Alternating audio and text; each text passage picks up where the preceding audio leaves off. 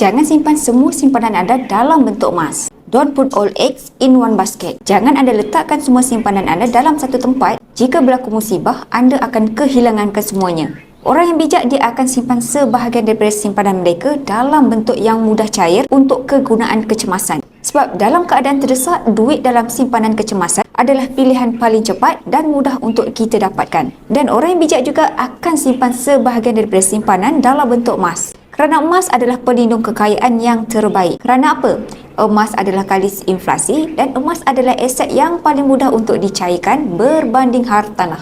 Emas dalam tangan juga adalah antara simpanan yang terjamin kekayaannya, berbanding dengan duit simpanan anda di bank, ASB atau tabung haji. Kerana apa-apa yang berada dalam sistem kewangan 100% bukan di bawah kawalan anda, dan simpanan anda boleh disekat pengeluarannya oleh kerajaan, contohnya jika anda jatuh muflis atau terpenjara.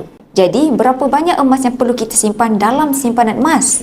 Saranan pakar-pakar kewangan, anda boleh simpan sekitar 10 hingga 50% dari jumlah kekayaan anda. Untuk memulakan simpanan emas bersama The Public Gold, anda boleh klik di bawah saya atau PM saya. InsyaAllah saya akan bantu guide sebaiknya.